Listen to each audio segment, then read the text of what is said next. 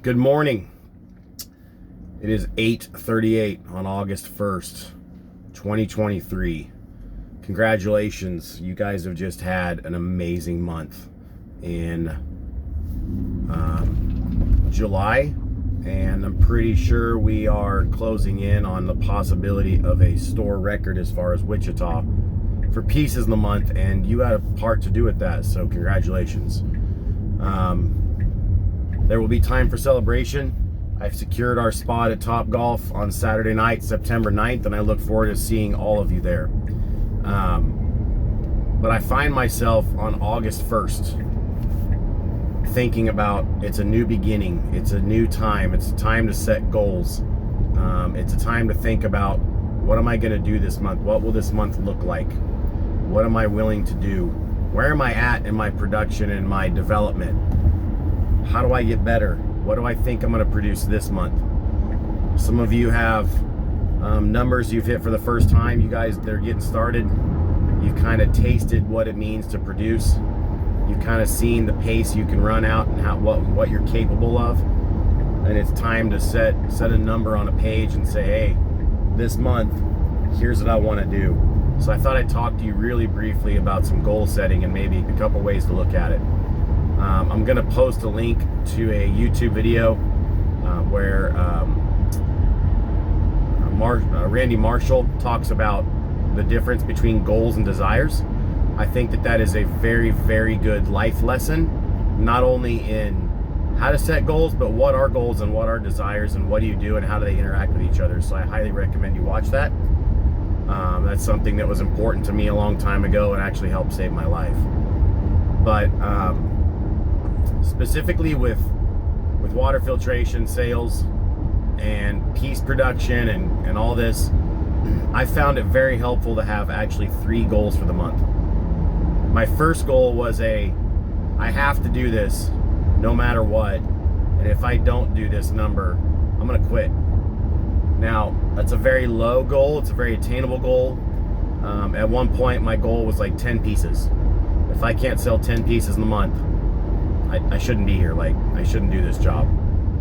Because for me, that produced a certain amount of income that I had to have to provide for my family. A lot of people thought that goal was worthless because it was too low, but I said, no. You set a very low goal that has very high consequences to it.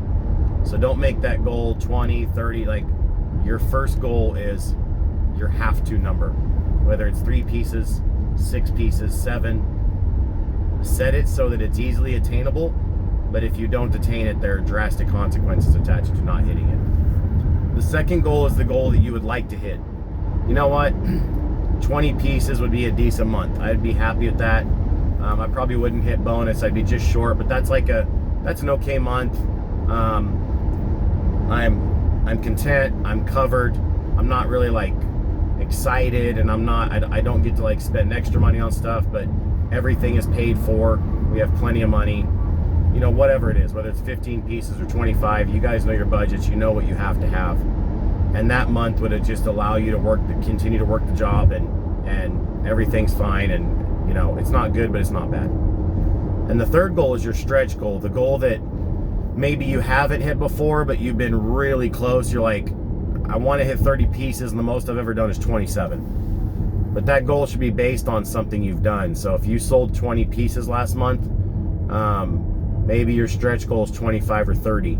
If you hit first tier bonus, maybe your stretch goal is second tier bonus. But it's a number that really pushes you. You're like, man, I'm going to have to work my butt off and have a good month and really execute at a high level to hit that number. It's a number that should make you uncomfortable. Like, if I'm going to hit that number, it's going to be hard. That's a good stretch goal. And that way you have accountability on the bottom, a have to number, a realistic target that's like a good average number, and then you have a goal that really makes you uncomfortable and stretches you and drives you to be better. And then track it. Divide it out by 2 and figure out, hey, by the 15th I need to be here. Hey, by the 5th I need to be here. One of my favorite stretch goals was keeping up with the calendar. So today's the 1st. So at the end of today, you should have 1 piece. By the time we get to the 7th, which I believe is a Thursday. Let's say the 8th is a Friday right before. Yeah, next Friday is the 8th. You should have 8 pieces by next Friday. The following Friday is the 15th. You should be 15 pieces. So just keep up with the calendar, and by the end of the month, you should have 31 pieces, which is a good stretch goal for a lot of reps. So you're usually flirting with second tier bonus at that point. You're looking at making like $18,000-$20,000, so that's a pretty good month. So just thought I'd give you guys some hints and some tips and pointers and anything that will help you. But it's a good day to sit down and think about, what does this month look like? What am I going to do? What did I do last month? What do I need to work on? What's my plan of action? I'm going to spend all of next week only working on mastering the closing scripts.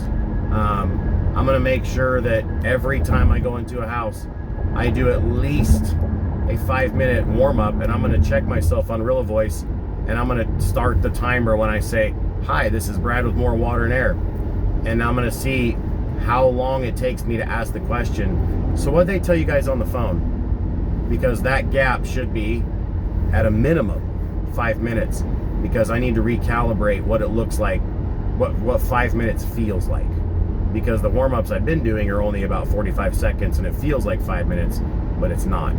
And so figure out what it is that you need to do to improve your process and what you're struggling with, and then reach out to me and say, "Hey, here's my plan, here's what I'm going to work on, and hey, I need your help with this." And I'd be willing to help you guys with whatever that looks like. So I have a very busy 2 weeks coming up. I'll be in Kansas City Tuesday, Wednesday. I have an all-day manager meeting Thursday, Friday here in Wichita. And then the following week, I have a training class. So it's going to be a lot. But I am still committed to working with you guys, helping you as much as I can, because I do not want July to be a fluke. We need to come out in August and kick butt and prove that Wichita is on the map, and we're staying on the map, and we're for real. So